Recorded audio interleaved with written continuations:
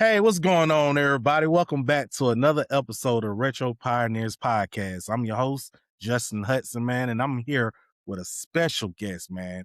A special guest. This man right here is one of my go-to content creators when it come down to finding hidden gems and retro games, modern games, and Japanese imports. Man, he's an all-round good dude. And hey, look, Appreciate you. welcome, Radical Reggie, How's it to going, man? the podcast, man. Thanks for having me, brother. I appreciate you. Hey, look, it's no problem at all, man. Man, tell the folks who don't already know who you is, man.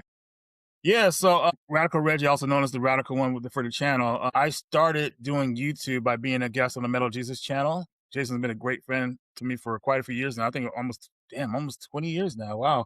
But we became friends immediately because I worked at a game shop and I was on his channel a couple of times. I became a favorite on the channel.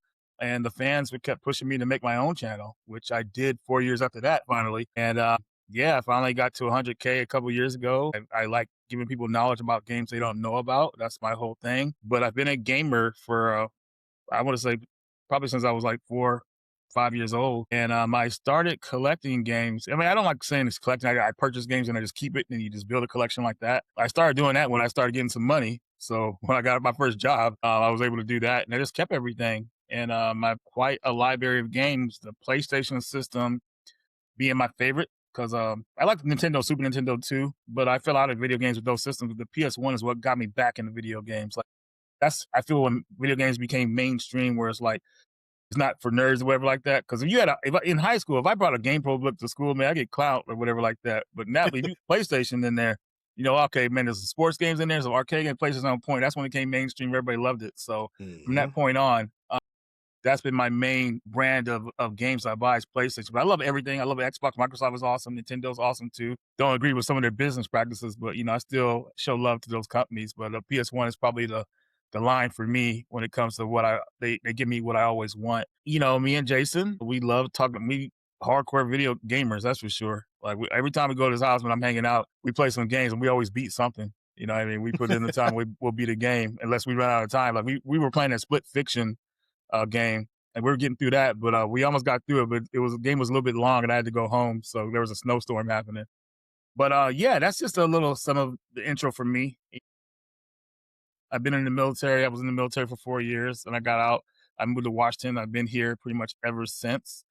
I didn't start getting involved with the gaming community until I don't know if you remember this, but there years ago, I think it was like 2011, 2010. There was a news report about a video game selling for $5,000 or some crazy amount of money, and that game was Stadium Events. And everybody's like, "Whoa, what is these games are worth some money?" So everybody started looking at their games now, and that's when the community started really coming together. Stuff was dirt cheap back then. I don't know if you have any idea how crazy it was back then. It was. So one thing I want to throw in there, Reggie, that I saw, I used to watch this show called Pawn Stars, right? Mm-hmm. And it was one episode where dude bought his case to Mario Bros. And it was like, I think they gave it a grade of 9.2. Mm-hmm. He wanted $1 million for that game. Mm-hmm. Was it like the dude was like, man, before I can give you this money, I gotta kind of get it verified to make sure I'm spending my money right with you. So the dude who came to identify the item, he was like, it's in good condition for it to get a 9.2 grading, but at the same time, I don't think Mario is worth that much that you asking for. Come down on your prices just a little bit. He was like, no, I want $1 million, and that's fine. But just seeing that high number and what people think some of their games is worth is crazy, man. It made a lot of people go like, "Whoa, I could make some money," or "This stuff is worth some money." That it made people go crazy. I mean, obviously we get the games because we love them, we want to play them and all that stuff. But it's nice to know that you got something that's worth a little bit of money in case you needed it. You know what I mean? Like, oh man, I want this new car. Let me sell this money for a down payment. I mean, these games for a down payment or something like that. It's nice to know if you're not playing something anymore. I think it was a really golden era though during that time when a lot of people didn't care about this stuff. To be honest with you, because I remember. Sometimes we would close shop because it was slow. He said, "Man, you know what? Let's go game hunting." We closed the shop and go game hunting. It was insane, dude. We would find so much stuff that's so cheap, dude. It was like almost every other day, man. We were finding stuff, and we were building a collection like that. And then I started going to video game conventions, like swap meets and stuff like that, meeting people, building a network of finding certain games through people.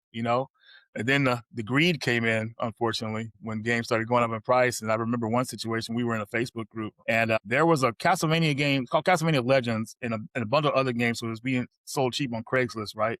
So I remember I was at the grocery store, my buddy told me, hey, man, there's a deal going on. You need to hop on this. I didn't see the message, but he ended up posting the message in the group. And everybody hit the guy up, and he said, "Oh, somebody already hit me up for it." Then they were offering more money than he was asking for it. So the backdooring started happening. And then the guy said, "Oh, well, who's bidding it up? Let's go." I was like, "Wow, dude!" So that's when that kind of stuff happens. I mean, it's bound Just to to happen. rear you in there. Yeah, exactly. So it's kind of crazy. I never dealt with anything too crazy, but I've seen some crazy stories. But all in all, we're a niche community, man. There's nothing. There's a lot of love. You know what I mean? If you're real about being a gamer, and you got a passion. You're not faking the funk, man. Dude, we love you. That's what I've seen. It's been a great. I met a lot of great friends through this community, so I'm very appreciative of it. I was able to build a YouTube channel with it as well, which was nice. But the friendships that I built over the years has been the best part of it. Like, man, these guys are great. So yeah. And that's definitely good to hear, because it's just, I mean, at the end of the day, you do want to find genuine people who you can connect with, who you hmm can share your thoughts with on what you just witnessed as far as going to the conventions. And look, man, I just found this sealed copy of you know ah Earthbound, or mm it just, it's great to find people, especially in the community that you are in at the particular moment, man, because this gaming is something that's definitely is needed, far as like we talk about on the channel, man. Mental health and other things in that nature. It helps with so much. And I remember growing up, man, gaming was actually the reason why I became who I am now, far as loving retro games, loving hmm just modern games and stuff in that nature, man. But I want to know, since you a PlayStation 1 fan, hmm what is your top 5 PlayStation 1 games, man? Dude, oh my god, that's a tough one, man, because it could always change up. But Mhm, I'm gonna go with Resident Evil 3. Yes, I like it over Part 2. Part 2 is a better game, but I love Resident Evil 3 because it gives you that sense of closure with the mhm. Raccoon City saga. My number 2 would be Mega Man Legends 2. That game was a total surprise to me, how much I liked it. It was almost a crime how much I liked that game. I mean, that game ended on a cliffhanger too, which sucks. We were always waiting for Mega Man Legends 3, but great game. Mega Man X4, my favorite out of the Mega Man X series, a phenomenal game. Probably the highest production Mega Man game out there, Mega Man X game out there. My 4, Star Ocean, definitely. I put a lot of hours into that game. You gotta know a little bit about that. But yeah, Star Ocean, definitely. I love that game to this day. Actually got my platinum on the remake of it, and I unlocked all the endings. We'll go into that later. Whew, And my last game, you know what, man, I love it. I had a great time with it. Final Fantasy 8. Final Fantasy 8. that's fair. That's Yeah, fair. that'll be my top 5. So, because reason why I asked, because I know when watching you and Jason videos, how y'all mostly, I like the PlayStation 1 hidden gems, and I Mhm, went and played most, not all of, because some of them you cannot find, and you can find, but it's just super high. But some of the ones that y'all been talking about, man, I actually enjoyed. It was one, it was like a top shooter. I can't remember the name of it, but I'm not gonna butcher it. But when I heard that from y'all video, man, and I went and played it, I'm like, wow, what this been at my whole life, man. mhm, I was able to play it at a friend house and whatnot, but it just shows, man, some of these games that we wasn't brought up to or mhm. didn't know about playing, Right. actually just playing it and being like, man, what it's been at my whole life. But it's just why I know you told me that you played a lot of games on PS1, but what is like the reason? Like, is it just the games, or it just the way Sony introduced PlayStation 1? Like, what drove you to the point where you like, this is my So favorite system? so back when I got to play the Sega Genesis back in like elementary school on the Sega CD, I got to see like the FMV type games. And I thought that was cool, like transition of games, like motion with video games mixed into one. But it wasn't really done well. But it was something I was always intrigued with. So my nephew had introduced me to Resident Evil One, which you see the intro cinematic, the movies, and you go into the gameplay. I love that transition. So that already brought me in. So I was like, what else does the system have to offer? And I was mind blown, with what was going on with the PlayStation, because a lot of stuff with that, what Nintendo refused at that time to make a CD based system. A lot of companies were jumping ship to PS1, and they were knocking it out with games. And not only that, demo discs. Like for someone who didn't have money, those demo discs, they were great. Yes, I they mean, was. I remember serious, like I had a Game Shark and I got the Resident Evil 2 demo. And the demo ends at a certain point, but with that Game Shark, we unlocking doors that weren't supposed to be unlocked, seeing more of it. That was mind Mhm. blowing to us. But yeah, that's what got me into the PlayStation system. And from that point on, a game that'll keep me intrigued, because video games are just like other hobbies, watching movies, reading books a lot, like it's just more active or whatever like that. But immersing myself in a game like I took a gamble on Final Fantasy VII. I wasn't really into turn-based RPGs, but that one pulled me in because reading the character dialogue, imagining how they sound and how what kind of people are, really just gives you a more imagination about how it is. So that intrigued me, and that kind of stuff really pulled me into the system. And I think that's just the best way to put it. That's how, yeah. Okay. So let me ask you this: why are we talking about Final Fantasy VII? Do you think the remake holding up to the OG classic? Way better, 100 times better. The remake, I mean, the OG one, although I loved it, and I wasn't familiar with all the errors that they had in it at the time, but it was rushed, unfortunately, and that's why the characters look like the little chibi characters, like because it was being worked on for the Nintendo 64 DD drive or something like that. You guys in the comments will know or have the exact details, but they wanted to have it out at a certain time because it was a premier game. I mean, they couldn't fit it on that Nintendo system, so it was rushed. I think they had a lot more that they wanted to do with it. I mean, one of the things I disappointed about the game was the ending. 500 years later is still to me this day bullshit. Like I want to do 5 days later, 5 months later. I don't know, 500 years later because they focus on Red 13, and to me he wasn't my main character. I like Aerith, Tifa, Cloud, Yeah, Barrett. You know what I'm saying? Sid. Even Vincent, Yuffie, all those were my people. You know what I mean? And of course I love Red 13 too, especially now in the remake. You hear his voice and stuff like that. But like I said, badass. they needed to focus on everybody, not just be cheap and do 500 years later because they didn't have an ending ready. But the remake is mind blowing because they're able to evolve these characters properly. Like, have you played the remake yet? Yeah, I played the remake, and right now I'm still like halfway into the second Rebirth? part. Yeah. Yeah, Rebirth blew me away. I was really happy with that. But it's just like it's like Final Fantasy VII World, but it's alive, really. Like there's so much stuff going on. It's just leagues better than the original. Yeah, it's funny too because like my favorite character is Cloud, obviously the main character, and Aerith too. And in the remake, I couldn't stand Aerith when she had a voice. I'm like, man, it's so annoying, dude. I can't believe this. Then I got the Rebirth, and then I started liking her again, like I Yeah. did in the game. So I was like, okay, no, this is good. But yeah, the remake series is way better. It's definitely the way I was hoping for turn based because I'm old school like that. But I understand Mhm. why they went the way they did with the action based. But there is turn based if you want to use it, but it's like a cheap, not cheap, but it's just I don't know how I would say it, but there is turn based in it. Want it, Yeah. but no one's using it. So Because something I've been noticing, man, and I know I saw it for a fact that on one of the trailers that they had for the remake, I saw a glimpse of the Parasite Eve mhm. game being teased on being remade. Mm. And I definitely think that needs to happen, especially the way that they pushing Final Fantasy VII. But your opinion, do you feel or think that's going to ever happen? Well, Parasite, even though, yeah, they get the license back for the name, they could definitely do it. I mean, they got the format for it, so I think it'd be easy to put together.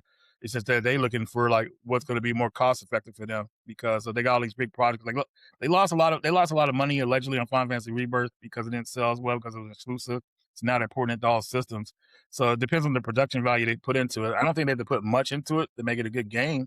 I mean, just give people they want a remake of it and just come up with some new ideas and put it together. It could be cheap. I mean, not cheap in production, but it's still a quality product. You know what I'm saying?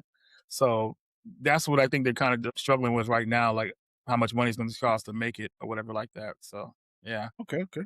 So going forward, Reggie, man, far as your love for gaming, right? Mhm. What got you in that aspect of, man, look, I want to be a content creator. And I think I see myself as doing this long term. Like, what Mhm. got you? Well, I know that you said you made connections and stuff at the store you was working at, Mhm. but go into detail far as how hard has it been, or what steps you had to take to actually pivot to where you at now, far as the rad one, and just give us insight on that.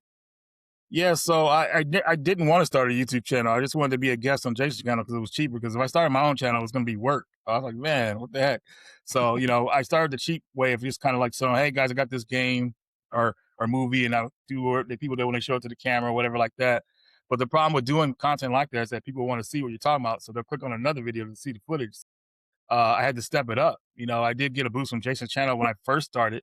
I think I maybe got like a good 5,000 subs, maybe a bit more, from because the people knew me from that channel.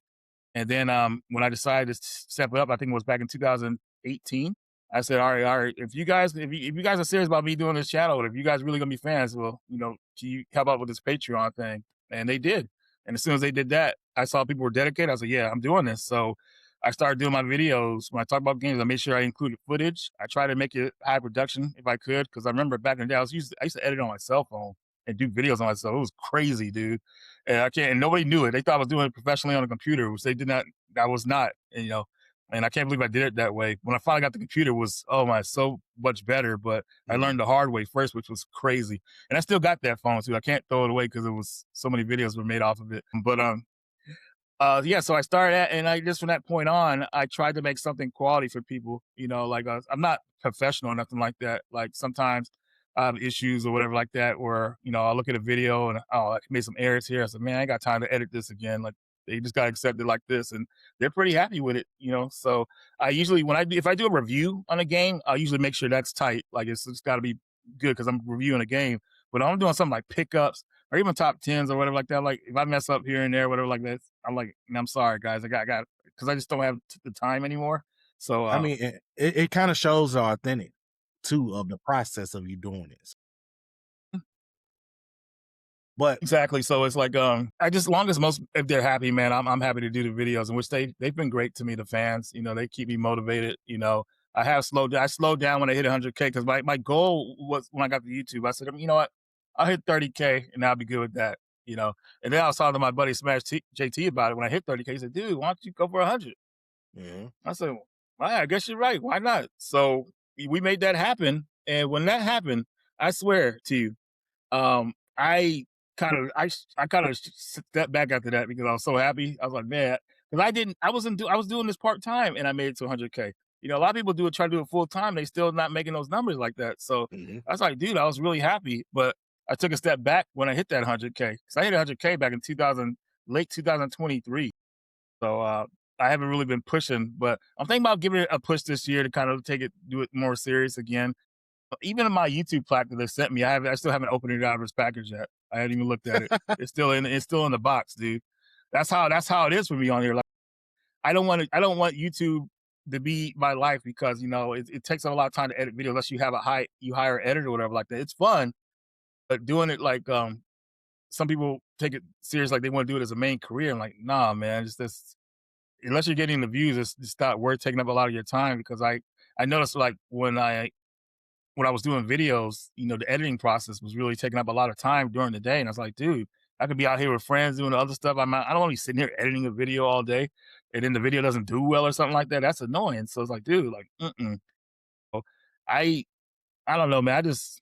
Like I said, I hit 100K, which I'm very happy with. I just like being able to have a channel that I can have a platform on to share knowledge with people when I can. I think I'm still relevant with people because I still get invited to conventions and everything. I'd be surprised when I get invited to conventions. 'Cause I think people forget about me because I don't even show my face on camera anymore because gotta be camera Man, ready too and all that stuff. You got like man, look, because I be Reggie, working and stuff. Like nobody can't forget about you, man. You the rad one, man.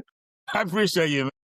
Look, man, you one of the top people to look at when it come down to retro games, man. Because you, Jason, other content creators that I be watching, man, y'all have so much insight when it come down to what you need to play that you never played before, or hidden gems and stuff in that nature, man. So you definitely would not never be relevant, brother. Oh, I appreciate you, man. I appreciate you. But as long as you keep bringing that heat, you gonna be there, man. I know everybody wants me to be back on camera again. I'm thinking about it. I felt like I was being more knowledgeable if I'm behind camera, where I could just focus on the editing. But we'll see how this year turns. But I appreciate you. I just wanted to bring knowledge of games to people that they haven't played, because the stuff I was mind blown back in 2015 when I got my 2014, I got my test system PS2, which is a development system that is region free. So meaning that I could play all these games I wasn't able to play because the PS2 was region locked, unfortunately. So was the PS1, which is annoying. But that opened me up to a lot more games I didn't know about. And dude, I remember I got my tax return, and I was like, yes, it got this tax return. It's going all towards these imports. And I got a bunch of games on the cheap. It was insane too, because I remember I was buying games that were high priced back then. And I was like, man, should I do this? And I did it, and I'm glad I did, because all those games went up in price. They're just so hard to pick up if you want to have a physical copy of it.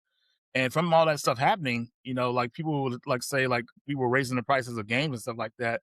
The reason the prices of games raised is because like we're talking about retro games that not being sold by real retailers anymore. Secondhand sellers are in charge of that now, so they have the opportunity to do it. And I'm not going to stop talking about the game just because they're going to raise the price on you or whatever like that. If they raise the price, don't buy it.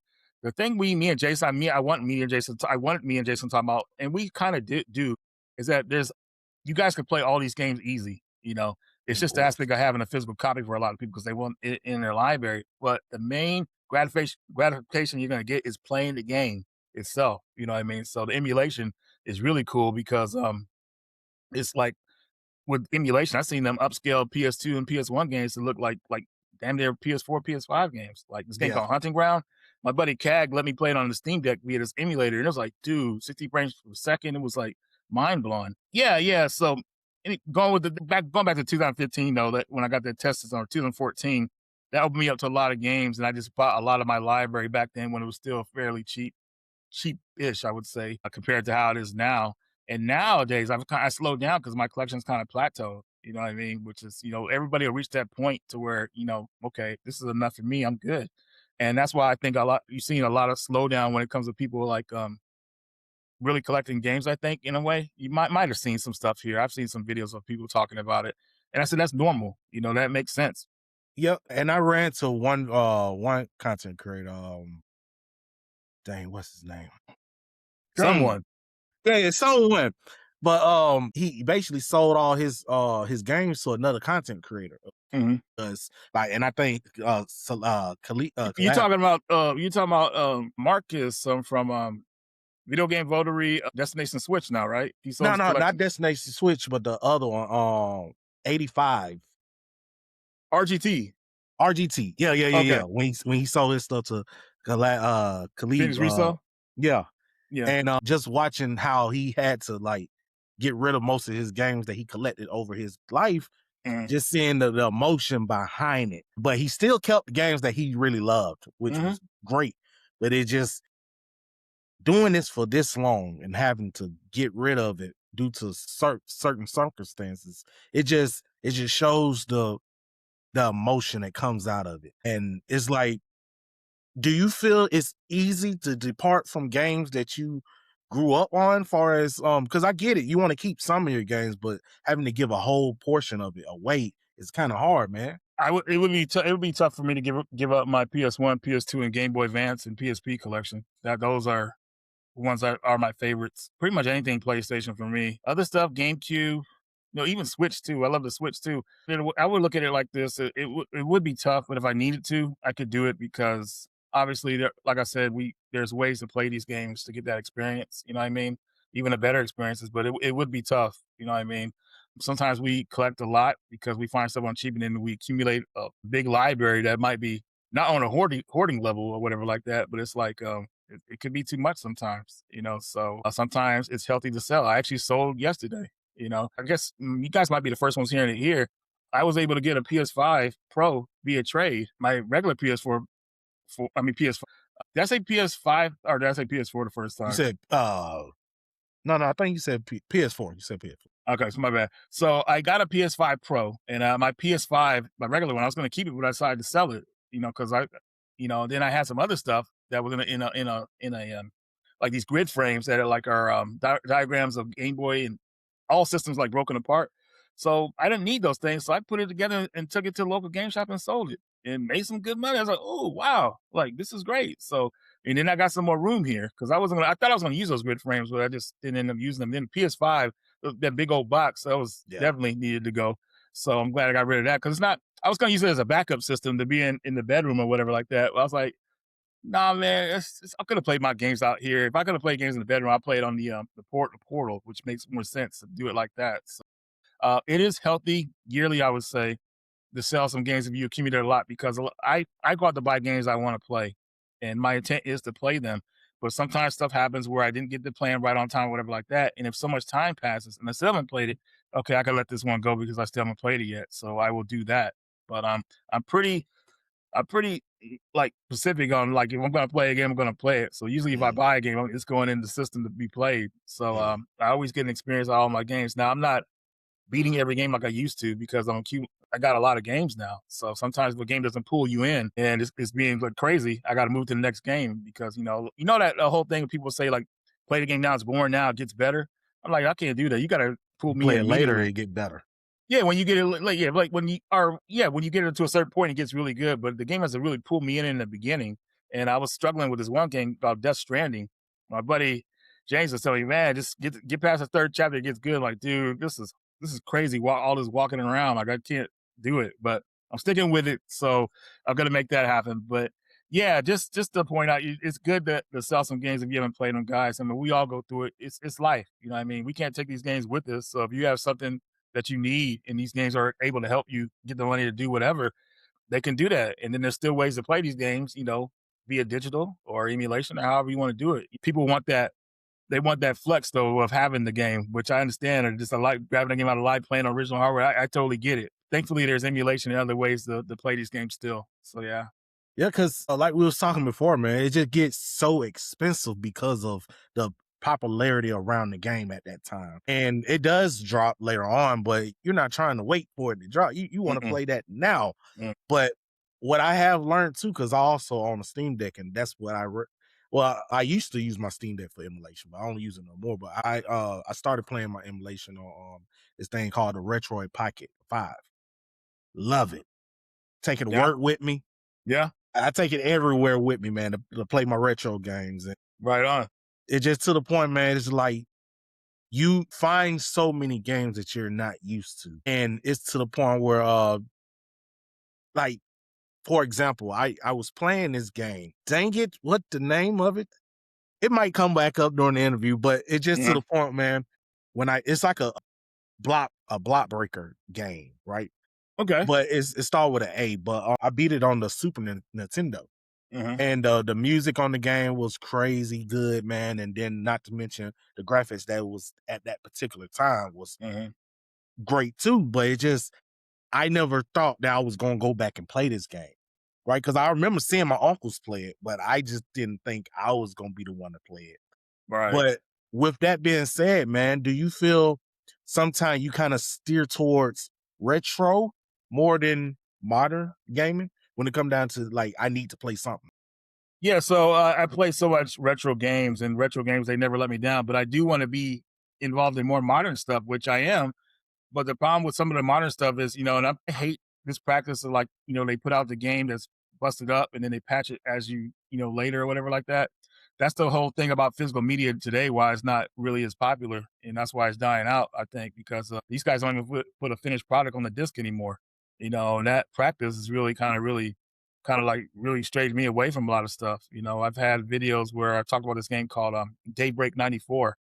And it had a big update when I got the game. So I was like, oh, let me just play the disc or we'll see how it was. And I was playing it. It was fine up until a certain point, but the character started glowing. And for the rest of the game, it kept glowing. I was like, wow. So then I updated it with the patch. The whole intro is different. So it's like, dude, like what did they put on this disc? So that's kind of strayed a lot of people away from modern gaming when it comes to physical because you're not even getting the physical on the disc or cart. And then you are with some indie titles. That's why people ask me why I buy all these indie games or whatever like that, what they call indie games. But you're getting a complete package, and some of these indie games are cheap, and I'll buy 2 copies, one for the Switch because I play my Switch as a portable, not as a console, and the PS4, PS5 copy. That's my main console version of it. So I feel that's a way of supporting the developers too for making a complete package or whatever like that. Uh, but yeah, it's just I just see a lot of lost potential in the production value in games now. It takes so long to get a game to come out. Like production is almost 5, 6, 7 years sometimes in certain games. They got to be working on PS6 games now for when that system comes out. It never works out that way because they had to get the hardware first. But it's just the production time is too long, and a lot of these games, man, we need a good turnaround. They don't have to be all this high production. Just make the games fun. That's why Nintendo's doing well because most of their games are fun and and they don't break the bank for them. Mario's sells it on his own, thankfully, and boom, they're good to go. So yeah. So what I want to know is like, because as me being a husband, a dad, and also working a 9 to 5 while doing my podcast at the same time, sometimes it's hard for me to find time for gaming. And when I do find time for it, I'm probably like 1 to 2 hours in. After that, I'm probably sleep somewhere. But with you, how like how often do you find time for gaming with all that you got going on? Yeah, so usually it's got to be a momentum for it too. You got to just sit down and say, "Yeah, it's like I'm sitting down, I'm going to watch this movie. I'm going to movies, or I'm going to do this." You just have to be at mindset where I'm going to do this right now. So even like for a second, I got this game here that I'm about to play right now. I'm gonna spend probably an hour of it working, like playing it today, no matter what. I'm gonna put that hour in at least, and if it's fun, I may put in more. But I understand what you're saying, like being busy with other stuff going on. Yeah, you just got to make time and just put your foot down and make time. That's just how you do it. Be well rested, of course, because you work a 9 to 5, you got to be well rested. You got family, you got all that stuff too with you. So the gaming time is limited, but you just got to say at least an hour. Try to make an hour, 30 minutes a day, or every day if you can for that, and then it adds up. By the end of the week, you got 5 hours into the game. If you like it or not, if you're going to play it, that's how you have to do it. But a good momentum to get started to make you feel good is like play games that are short. You don't need to be playing these games that are 40 hours long or even 20 hours long. Play something that's like maybe 10 hours to beat, like Ninja Gaiden 4 or something like that. If you play that takes about 8 hours to beat, maybe a little bit more. And if you beat that, you're feeling good. Like, I beat this game this week. You know what I mean? Boom, on to the next. Speaking of Ninja Gaiden, man, I just beat not too long ago, probably a couple months ago, Black. That just came out, and Black I is no beat it on joke. the hardest difficulty. Did you? Yeah, like Master Ninja. Like, Okay. That was a war.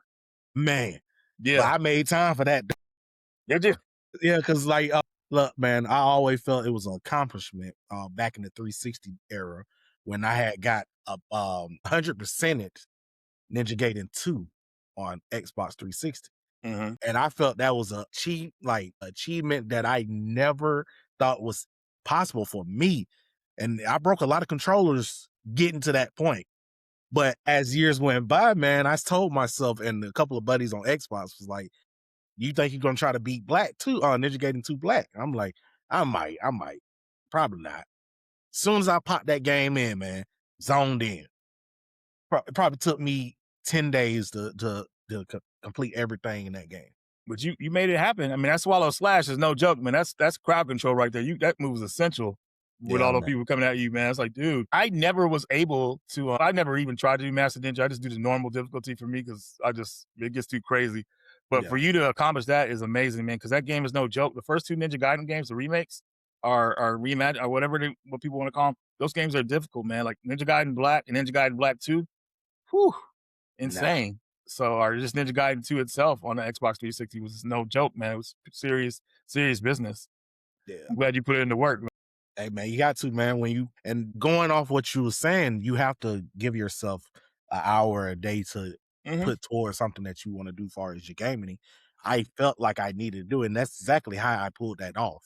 I actually had to give more than an hour, but I gave the time that I needed to beat it, and I actually got there. But it's just a simple fact, as far as content creation, right? Mm-hmm. Do you find it difficult sometimes where you like, okay, well, I done did this week. Next week I kind of want to slow down, kind of overdid it last week. Like, how does that work for you? Well, that's what happened when I hit 100K. Like I did so much work for the channels, and it was cutting into my for the channel. I was cutting into my gameplay time. It's like, man, this can't happen anymore because I hit my goals, so I'm slowing it down, and that's what I did. I put more time into gaming. I still try to get a video out, at least one video out a week for people and everything like that. But when I slowed down, I was super happy because my gaming time went up. You know what I mean? So Mhm. I felt like I put in the work for dedication for giving people a lot of knowledge, and I still do. But what's important to me now is having more time to myself, to do what I want to do. Because there's plenty of videos on my channel that I put in work on that people can still go back and look at today that are free, that'll give them knowledge of stuff that stuff they never played. I even timestamped the videos. I changed some of the thumbnails for them so they look more appealing. There's just so much knowledge in there, so I feel like I really put in the work towards the community to give back. You know what I mean? But yeah, like over the last, like I said, since I hit 100K, when I kind of start taking a step back, I'm enjoying more movies, hanging with friends and stuff, of course, playing games and all that good stuff, having more time for that. It's been great. Um, especially watching movies now. My buddy Cag, he's got me on the Plex server, so he upload movies on that. I'm seeing new movies come out every day. I'm like, dude, I watched that movie called Gorilla. That came. I mean, it's not called Gorilla. It's called Primate. And I Mhm. watched that. I was like, dang, this is crazy. But you know what I'm saying? Like, it's Look, just, yeah. man, when I tell you I was a big Plex advocate for a long time Uh-huh. until 2 years ago, they just started doing all these terms and policies that Yeah. You got. messed up a lot of stuff to me Mm-hmm. when it come down to play. I'm talking about I had a server over 20,000 movies. Really? Yeah, and it was like movies that it was not just movies that I liked. I was basically trying to make my own Netflix, man, Yeah. for Yeah. A lot of family and people are doing friends. that. And it got to the point where the terms and policies really messed up a lot of stuff where Right. you have to have this person in your household, or it's just a whole bunch of crazy No. crap. And I ain't felt like kept going. Yeah, going through all that, yeah, no. So the thing is about all that stuff, man. No matter what they do, man, they're trying to cut back on people watching streaming or whatever like that because I heard Netflix got hit hard from people not just downloading and putting their movies on other servers and watching them or whatever like that. The more you try to stop piracy, the more it's going to happen because a lot of people can't afford this stuff and they're seeing advertisements of stuff they want they can't afford or whatever like that. So they find ways to do it. That's just the way it is. Even like going to Nintendo Switch, how Nintendo tried to make their Switch 2 unhackable. They're going to find a way. They always do. I mean, they try to deter people because if you put something in that system, it'll brick it or not brick it, but you won't be able to go online. I mean, you can still play it, thankfully. But they always find a way. They take it as a challenge, and the more you try to, like, Sony was really upset with the PS1 being, modded, because people wanted to play region free games or burnt games or whatever like that. They tried to make the PS2 unhackable. I mean, they did for a good while, but people always find a way. The top loader they put on it instead and switch, they just find a way. So Yeah. yeah, I don't know. But that's what's going on. Yeah, man. And it's to the point where it's like, it's to me, I feel it's like you wanna be able to enjoy things, right? But if you're making it impossible for me to ever even being able to achieve that, I have to go other alternatives. Mm-hmm. That's And all it's it to is. the point where it's like with the whole merger of Netflix buying out Warner Brothers and stuff Mm-hmm. like that, it just makes it to the point where, like, I love DC, for example, right? Okay. Now I got to try to figure out how Netflix is going to implement DC movies and animations shows and Mm-hmm. stuff like that now. But it's just to the point where I have all of that on Plex, but I ain't got to worry about going through a subscription or anything like Mm-hmm. that. Because right now, man, for a Netflix account, man, you got to spend $30. Insane. I remember I remember when they had the free trials when they were doing that. People loved that, but they stopped that immediately when they changed their thing up. So people are like, okay, what's going on here? So no free trial no more. And they charge us so much money. Either they trying to recoup what they lost over the years, or they think people are hooked on it. But there's so many other streaming services out there. There's way too many. I really wish it would condense to maybe like 3 or 4. People could pick. There's so many that people have to choose from. But Netflix, I think they felt like they had the best because they had a lot of exclusives like the Stranger Things before that stopped and a couple other ones. I've always thought Amazon was the best one for me. Uh, Amazon, they had some good series on there. Like I was like, wow, Amazon's amazing. So that's one of the main ones I use. But I don't know, man. People, like I said, people will find a way to watch this stuff, man. So they got to really, I don't know, man. I think they should make it cheaper. Damn it. See, because what always used to get me was, right, the reason for you cutting the cable was because of it was being outrageously high, Hmm. right? You'll spend over $100 to watch pretty much the same thing over and over and over on cable with commercials, by the way. So you're like, okay, well, I'm gonna go down the road of streaming my stuff. Now they making it even harder to the point where it's like, okay, well, I'm gonna charge you $30, but we still gonna throw a little ads in it. You just not gonna be aware of that. Yeah, you have to pay to get the ads off. Like this happened to me on Amazon. So I watched this show called Jack Reacher, or just called Reacher. It's a great show. I love it. And then all of a sudden, I heard about the Amazon adding ads on or whatever like that. It's like, man, whatever. Next thing you know, an ad thing pops up saying, "Hey, if you pay this fee, so stop ads from happening." I was like, man, come on, dude. So I ignored it. So I was fast forwarding the video, and I got to a certain point, and that's, oh, I got to go back here. This is where I meant to go. So I rewinded it. They had an ad waiting for me. I was like, yo, man, we can't be doing this, dude. Like, this is insane. So Mhm. I think Amazon's pretty decent about it, but the whole ad thing, dude, like, they got to make their money, I guess, but they got to do it in a way that's not annoying where it interrupts the flow. You know what I'm saying? I don't know, man. I mean, I know with servers like Plex, I don't have to worry about ads. I can just relax and enjoy. But Look, I'm yeah. hate to be the bearer of bad news, Reggie, man, but I feel like one day they're going to add ads to Plex. One day they're gonna find a way to kind of rear that in there, but Hmm. and then because like right now, for example, and this would rub me the wrong way with Plex, by the way, and this is sort of a hot take, right? Back in 20, I think around before COVID happened, right? Like when I got real into getting all my movies organized, box art, top notch, and everything in Hmm. that nature. Plex had this thing where you can get a lifetime membership for $110. I paid that. So I'm Okay. thinking, I'm a lifetime member. I ain't got to worry about paying. I ain't got to worry about them charging my card or anything no more for the subscription that they had.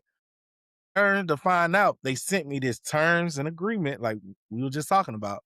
Now I have to repay that all over again. So I Yeah. said, I'm done. Yeah. I mean, thankfully you read it, man, because a lot of people just accept it and like, oh, I don't know what this is. I don't feel like looking at it. You looked at it and said, yeah, you're done. Yeah, it's unfortunate. You know what I mean? It really is. I don't know. But Plex has kind of changed things with me over here over the last couple of years. I really enjoy watching my old classics on there. And my buddy Keck, he loves uploading movies and stuff on there to make it for it because he has like I think he has like 20 people on there, and Mhm. they're like they're always requesting stuff, so he's adding stuff, buying hard drives, and he has these movies ready to go. Love that, man. I used to love that. I used to love that because But it that's felt but like you need it. Yeah, exactly. And that's another thing, I was a big movie buff back in the day. I loved horror movies. Not so much anymore because I'm older and I feel bad. Like, oh man, it's messed up. That could be someone's kid or whatever like that in a horror movie. Not the way to go into a horror movie, but that's how it is when you get older. But yeah, big movie buff and everything like that. So now it's kind of got me back into movies and stuff like that. So movies and games, that's already a big hobby right there. So that's another way of stepping away from YouTube and everything like that. So um yeah, yeah. But just want to say about the channel though. I did say kind of earlier that I was going to kind of try to step back into it more this year, which I am. I have a lot of video ideas that I haven't really put together, but I want to do some hidden gems and stuff like that. A lot of old stuff I used to kind of bring it back and do reviews on games. I've been wanting to do a review on one of my favorite games, which we talked about, which I'll pull up some footage here if I have it ready to go. But we talked about Star Ocean, Mhm. and Star Ocean being obviously one of my favorite PS1 games. Where'd the footage go? I had it here for a second. I got all these options open and just can't see nothing here. Let me see here. So you guys can see who are watching, what we're talking about, because I like to show footage. Classic, by the way. Yeah. Yeah, where'd everything go? I got everything so jumbled up on this thing. Man, it's hard, Rich. This is funny. Yeah, what ended up happening is Square Enix decided to remake Star Ocean, Yeah. the second story, for the PS4, Switch, and new modern systems. And I did a video talking about it, how much I love the game. And they sent me a code because they liked the video so much. And then after that, I think I did a second video. They ended up sending me the collector's edition for it as a thank Wow. you. Yeah. Yeah, and See, and that's the thing, man, where like years, let's just say back in the 90s, it was a time where you played these games at their greatness when mhm, they first arrived. Like you mentioned, PS1 used to have demo discs that came in the back of magazines, and mhm, especially like restaurants used to give you demo discs to their particular game, and like McDonald's had a game and stuff like that. But looking now that you can make a career out of something that you love to do mhm, and have these folks who made this stuff actually reach out to you and look like, look, man, I love your content so much of what you reviewed on our product. mhm. Here go a free game. Or Yeah, review this game, and if you do such a mhm. good job, man, you can have it and stuff in that nature, man. How does that make you feel, far as It makes me feel good then and because now, like you achieving it? yeah, it makes me feel good because they like people who draw engagement, which I do. They like people who are passionate, and it makes me feel good. That somebody like them would hit me up for it because Square Enix is a big company. There's a lot of people who love RPGs that stand out. So me being able to stand out and do something like that, I think that made me feel really good because I feel like I'm one of the top Star Ocean fans out there. I feel like I'm the only one talking about it, but Star Ocean is probably one of my favorite RPG series of all time. Mhm. Star Ocean Second Story just changed me like the way I looked at certain games, and it's been amazing. By this footage you're gonna see here, let me click this little bit of Star Ocean. Sorry, it's cut off there, but that is the original PS1 game. But like this game, I'll tell you a little story here. When I was in high school, I remember walking to the bus stop because I was going to catch the bus home, and I walked into the store called Game Land, and they had Star Ocean a trailer playing there, and I was looking at it. So, oh man, I love this type of stuff. Astronomy, different planets and stuff. And then I read this game had 81 different endings. I said 81 endings. This is amazing. So I was already like blown away from that point on. And I remember like, dude, I was all about Star Ocean. And I finally called EB Games because back then you weren't really familiar with pre-orders and all that stuff. You just called them if they had the game or whatever like that. They said they had it. I pestered my mom, and mom take me down to the store. I didn't have my Mhm. license yet, and he got the game. And I remember that summer, man, my mom was pissed at me because she never seen me play a game like that before. Like I was putting in time because I was trying to unlock all those endings. Mhm. And I think at that time I unlocked like 60 of them or something like that. I mean, I wrote them down, but I didn't know how to unlock the rest of them. And eventually, years passed, I fell off from the game.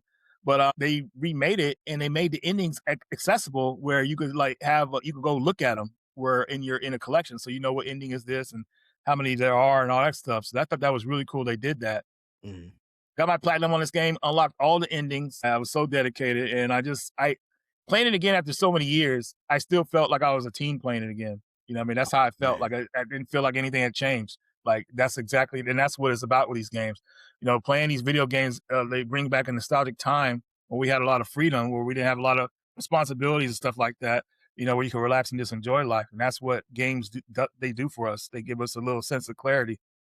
Reggie, when I tell you, man, I love retro games so much, only due to the fact that that's the closest we gonna get to time travel, Yeah. right? And like you mentioned, it brings back childhood memories that you either did far as with an uncle, with a cousin, with your dad, Hmm. mom. It brings back those type of memories because, like, I remember growing up, man. I remember being a baby. Used to watch my dad play Sonic 2, and Okay. was not Sonic 2, Sonic 1. My bad. And No spin I dash.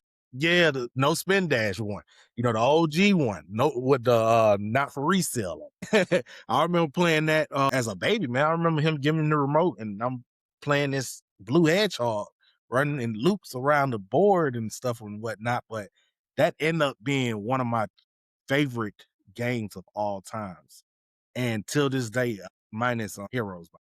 I love all Sonic games, man, to the point where it always give me that nostalgia feeling, no matter how if it's still in 2D, 3D, or Mhm, just the way it is now, man. It's just that what makes me remember my pops, or that what mhm, makes me like playing Resident Evil 2 mhm. or Parasite Eve. That what makes me remember my uncles, Yeah. growing up, Good because times.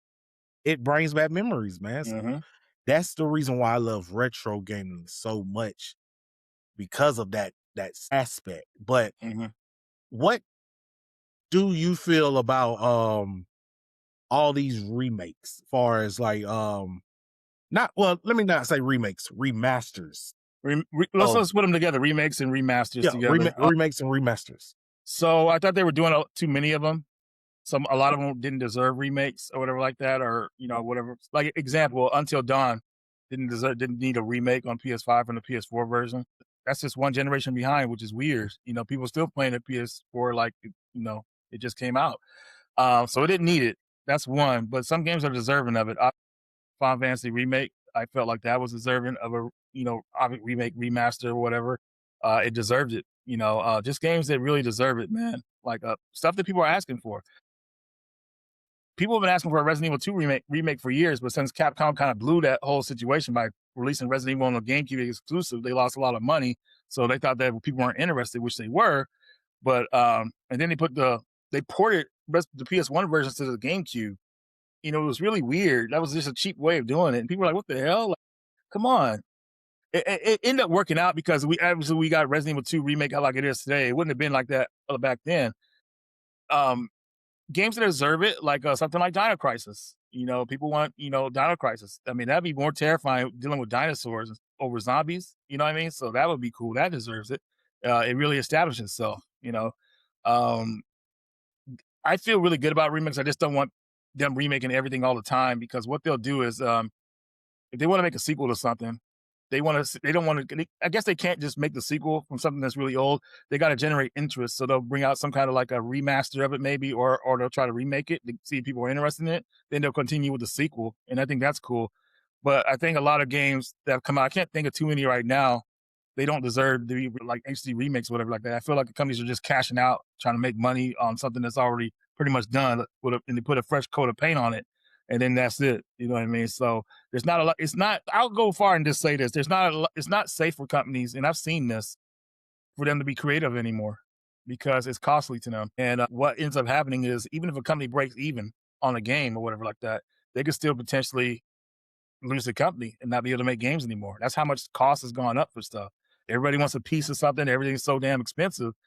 And it's tough for these companies. I see why they do certain stuff. But if they have the backing, they can make it happen. But of course, these big companies want to see results, or they'll shut you down. And we've seen a lot of shutdowns happening with closures of companies that have been great. So I would just say it's not safe for them to like be creative anymore. This is how it is. That's why you're seeing all these HD remakes, remasters, and stuff. So yeah. If that makes sense. Sorry, no, that makes complete sense, because it's to the point that's all we're seeing right now, man. And it's like, you want to see more new games being pushed out there, but it just, like you said, either it's not the time for them to do that, or it just budget wise, it is not, money wise, it's not really important for them right now. But it's just a fact, man. I've plenty of games that I would like for them people to remake. A prime example, they're gonna make a Turok, they can make a Dino Crisis. So it's like, it's out there. Just do it. Take that leap of faith and make it happen, man. Because it's not like you don't have the fans out there for it. But that's back to what I was mentioning a while ago.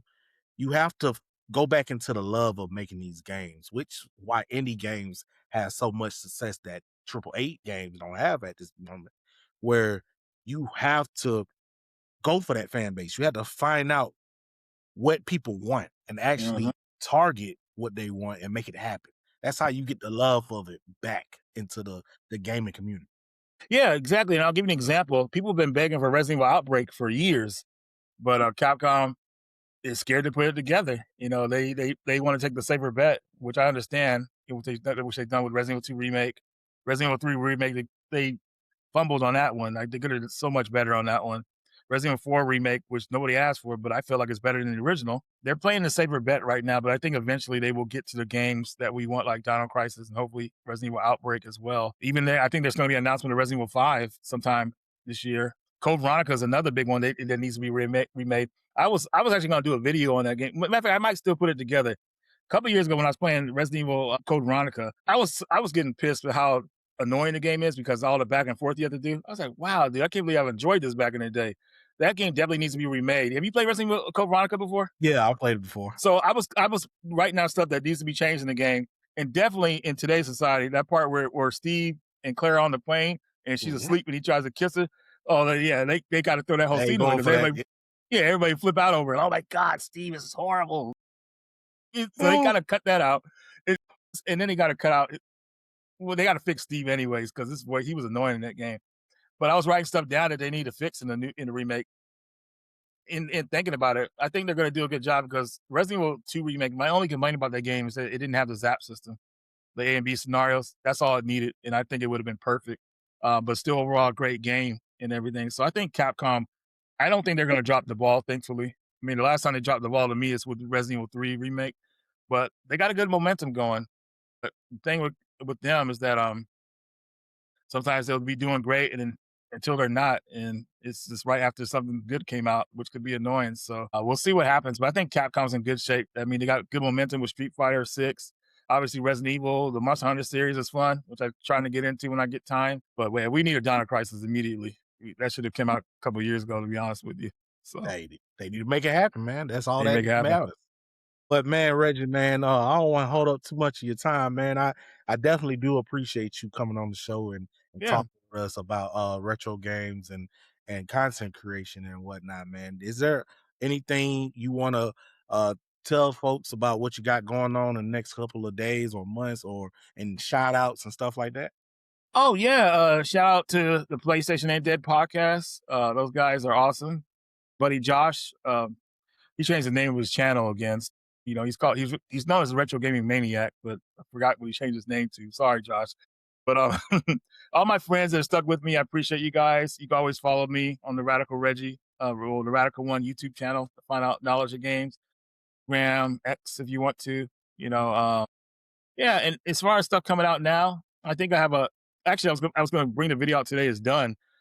The worst games of 2025. My worst games of 2025. So I got to make a thumbnail for that, and that'll be uploaded. But check that video out by the time you see this video.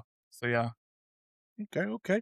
Look, man, I like I said again, thank you so much for coming on the show, blessing us with your presence, man. It's an appreciate honor it. that you was able to make time to come on here, man.